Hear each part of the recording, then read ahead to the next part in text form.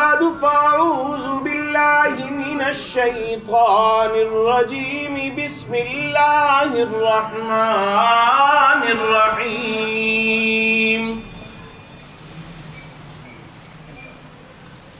قل إن كان آباؤكم وأبناؤكم وإخوانكم وأزواجكم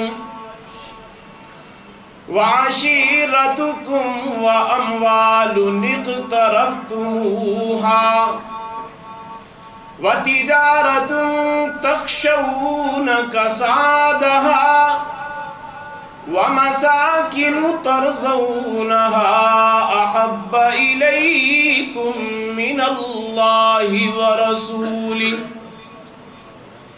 وجهاد في سبيله فتربصوا حتى يأتي الله بأمره صدق الله خالقنا العظيم وصدق رسوله النبي الكريم ونحن على ذلك لمن الشاهدين والشاكرين والحمد لله رب العالمين.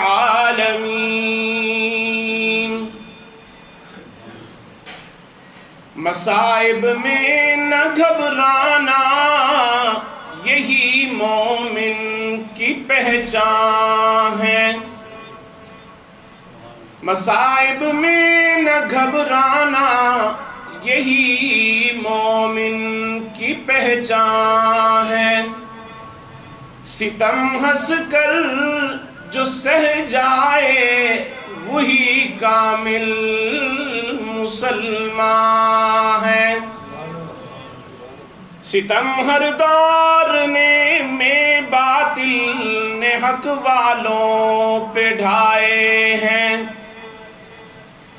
ستم ہر دور میں باطل نے حق والوں پہ ڈھائے ہیں مگر ہرگز نہیں چھوڑا کبھی مسلم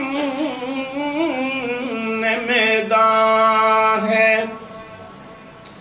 بہا طائف کی گلیوں میں لہو فخر دو عالم کا. بہا طائف کی گلیوں میں لہو فخر دو عالم کا. سنایا آپ نے پتھروں کی بارش میں بھی قرآن ہے.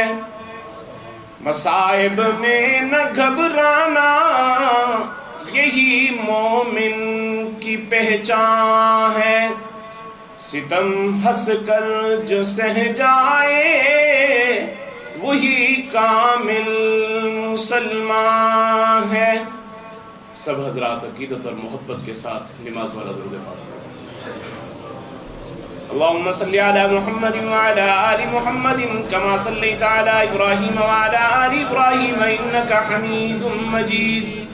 اللهم بارك على محمد وعلى آل محمد كما باركت على إبراهيم وعلى آل إبراهيم إنك حميد مجيد.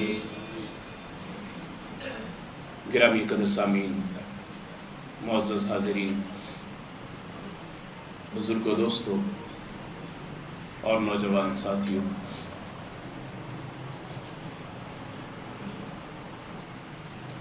رب العالمین نے ہم پر بہت سے انعامات اور احسانات کیے. اتنے انعامات، اتنی رحمتیں، اتنی نعمتیں کہ انسان ان کو اپنے احاطہ تصور میں نہیں لا سکتا. لیکن ان نعمتوں میں سے جو سب سے بڑی نعمت ہے، جو سب سے قیمتی نعمت ہے، وہ نعمت ایمان ہے جو اللہ نے مجھے اور آپ کو عطا فرمائی ہے. ہر نعمت کا کوئی نہ کوئی بدل ہو سکتا ہے، مگر ایمان ایک ایسی نعمت ہے جس کا کوئی بدل نہیں ہے. اتنی بڑی نعمت ہے کہ اگر انسان اس نعمت سے خالی ہو تو اس کی زندگی جانوروں کی طرح ہے، بلکہ رب العالمین تو قرآن پاک میں فرماتے ہیں اولئک کالانعام، کہ اس کی زندگی جانوروں کی طرح ہے، بل ہم اضل، بلکہ اس سے بھی بدتر ہے کہ جس کو ایمان کی نعمت سے محروم رکھا گیا اور جس کے پاس ایمان کی دولت ہے، ایمان کی حلاوت اور ایمان کی چاشنی ہے، تو وہ انسان سارے لوگوں میں سب سے منفرد اور سب سے نمایاں ہے۔ زبان سے کہہ بھی دیا لا الہ تو کیا حاصل، دل و نگاہ مسلمان نہیں تو کچھ بھی نہیں۔ انسان کو اللہ رب العزت کی طرف سے ملنے والا جو قیمتی ترین خزانہ ہے وہ ہے ایمان۔ اور ہمیں یہ بتایا گیا اللہ کے پیارے حبیب علیہ السلام کی زبان مبارک سے کہ یہ ایمان تو مل گیا، اب اس ایمان کی نعمت کا اگر تم مزہ لینا چاہتے ہو، کہ تم یہ چاہتے ہو، کھانا کھانے والا کھانا کھاتا ہے تو اسے لطف محسوس ہوتا ہے، مزہ آتا ہے، فرمایا اگر تم یہ چاہتے ہو کہ تمہیں ایمان لانے کا مزہ آ جائے تو میرے پیارے حبیب علیہ السلام نے ہمیں 3 چیزیں ارشاد فرمائی۔ فرمایا وہ 3 چیزیں تم اپنے اندر پیدا کر لو، اللہ تمہیں ایمان کا مزہ، ایمان کی حلاوت، ایمان کی چاشنی نصیب فرما دیں گے۔ سب سے پہلی چیز جو میرے اور آپ کے پیارے حبیب علیہ السلام نے ہمیں بتائی ایمان کا مزہ حاصل کرنے کے لیے، وہ ہے کہ آپ کے دل میں اللہ اور اللہ کے پیارے حبیب صلی اللہ علیہ وسلم کی محبت ہر چیز سے زیادہ ہونی چاہیے، کائنات کی ہر چیز سے زیادہ، کاروبار سے زیادہ، گھر بار سے زیادہ، اہل و عیال سے زیادہ، بیوی بچوں سے زیادہ، بہن بھائیوں سے زیادہ۔ اگر تمہارے دل میں محبت ہے تو وہ اللہ کی اور اللہ کے رسول کی محبت ہے۔ قل ان کان آباؤکم وابناؤکم واخوانکم وازواجکم وعشیرتکم واموال اقترفتموها، رب العالمین نے یہ پوری آیت کے اندر یہی چیز بیان فرمائی کہ اگر تمہارے دل میں اولاد کی محبت، بہن بھائیوں کی محبت، والدین کی محبت، بیوی بچوں کی محبت، کاروبار کی محبت اور اپنی تجارت کی محبت اللہ اور اللہ کے رسول کی محبت سے زیادہ ہے، اور جہاد فی سبیل اللہ کی محبت سے بھی زیادہ ہے، فتربصوا حتی یاتی اللہ بامری، فرمایا کہ پھر تیار ہو جاؤ یہاں تک کہ اللہ کا امر، اللہ کا عذاب تم پر آ جائے۔ یہ اتنی بڑی بات جو رب العالمین نے اپنے قرآن پاک میں ہمیں ارشاد فرما دی۔ تو ایمان کی لذت کو پانے کے لیے ہمیں سب سے پہلے اپنے دل میں کس چیز کو پیدا کرنا ہے؟ جن کے ہم نام لیوا ہیں، جن کا ہم نام لیتے ہیں، جن کے صدقے سے ہمیں رب العالمین نے اس کائنات ہستی میں بھیجا ہے، نبی خاتم پر جو 1000 جان سے قربان ہوتے ہیں، نبی خاتم پر 1000 جان سے جو قربان ہوتے ہیں، خدا شاہد ہے وہی صاحب ایمان ہوتے ہیں۔ انہی کے دل میں ایمان ہوتا ہے جن کو اللہ یہ توفیق عطا فرما دے کہ ان کے دل میں حضور کی محبت ہے۔ محمد کی محبت دین حق کی شرط اول ہے، شرط اول، اس سے زیادہ نہیں، شرط اول، پہلی شرط محمد کی محبت دین حق کی شرط اول ہے۔ اگر ہو اس میں کوئی خامی تو سب کچھ نامکمل ہے۔ محمد کی غلامی سند ہے آزاد ہونے کی، خدا کے دامن توحید میں آباد ہونے کی۔ اللہ کی محبت اگر دل میں ہے، اللہ کے پیارے حبیب کی محبت اگر تمہارے دل میں ہے تو پھر تمہیں ایمان لانے کا مزہ آئے گا، پھر ایمان کی تمہیں چاشنی نصیب ہوگی، پھر تمہیں ایمان کی اللہ حلاوت نصیب فرمائیں گے، اور پھر تمہیں ایمان لانے پر اللہ رب العزت کی طرف سے جو ملنے والا تحفہ ہے وہ تمہیں ملے گا۔ اور دوسری چیز جو ہمیں اسی حدیث مبارکہ میں بتائی گئی، فرمایا اگر تم کسی سے محبت کرتے ہو تو تمہاری اس محبت کے اندر بھی کیا ہونا چاہیے؟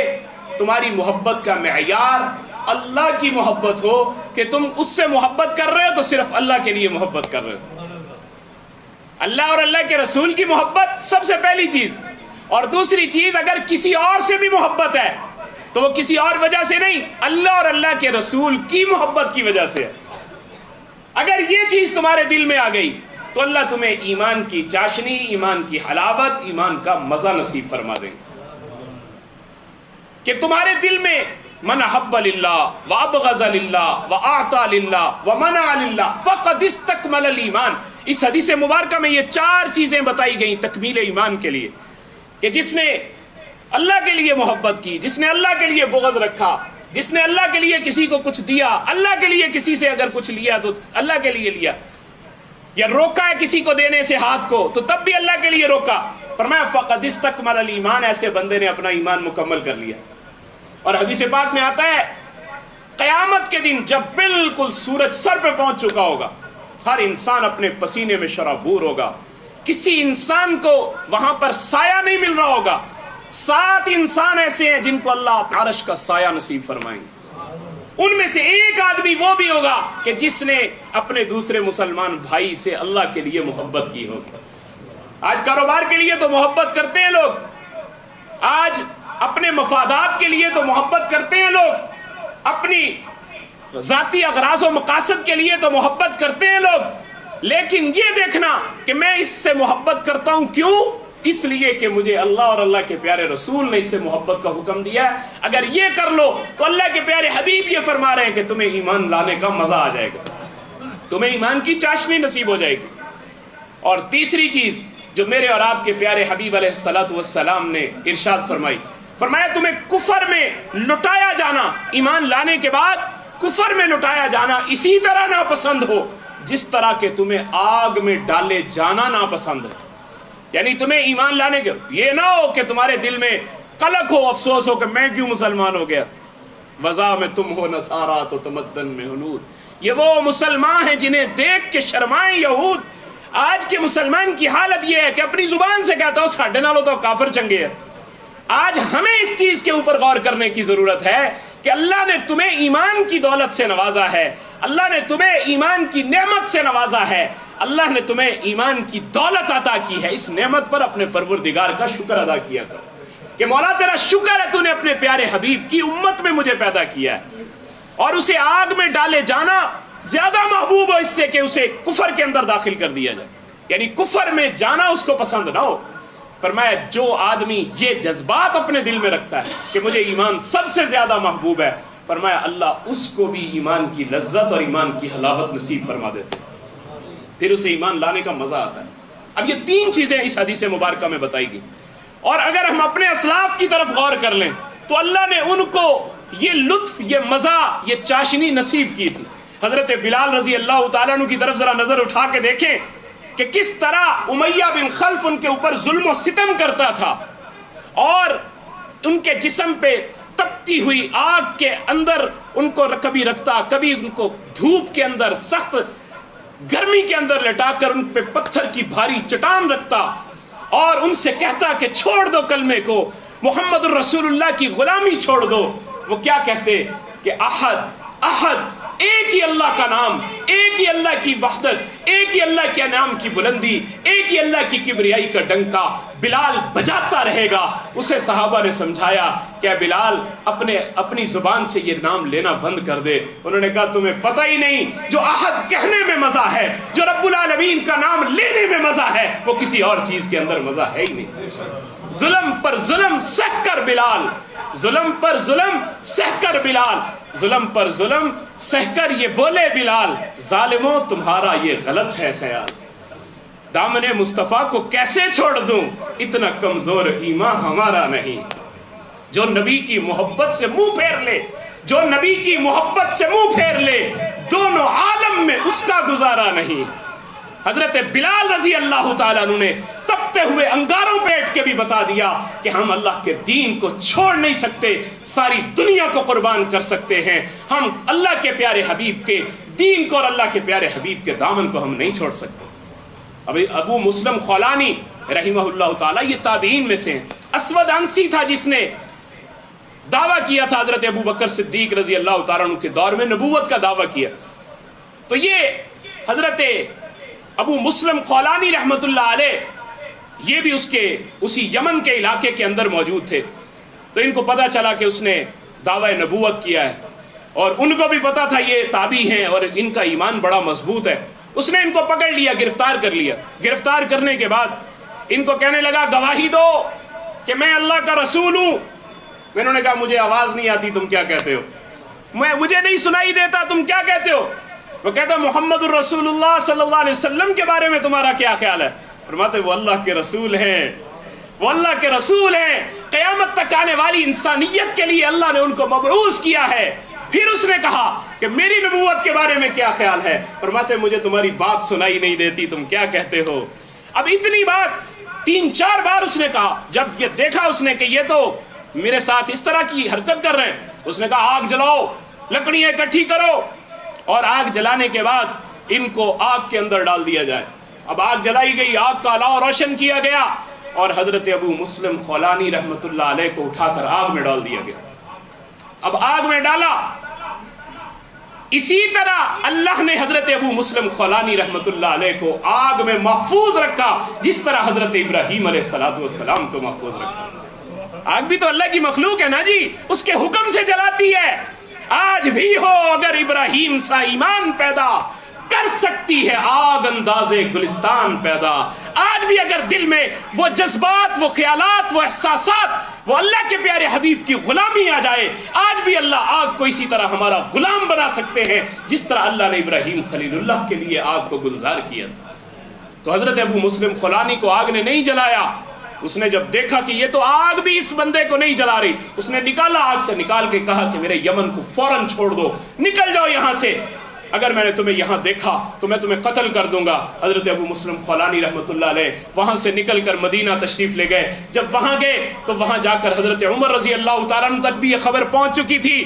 آپ نے دیکھا، دیکھ کر کہنے لگے بھائی مسافر ہو، کہاں سے آئے ہو؟ کہا جی میں یمن سے آیا ہوں. کہا میں نے سنا وہاں اسود عنسی نے ایک آدمی کو آگ میں ڈالا، جس طرح اللہ نے ابراہیم خلیل اللہ کو آگ سے محفوظ رکھا تھا وہ آدمی بھی اسی طرح محفوظ رہا. کیا تم جانتے ہو اس آدمی کو؟ وہ کہنے لگے ہاں میں جانتا ہوں، اس کا نام عبداللہ ہے.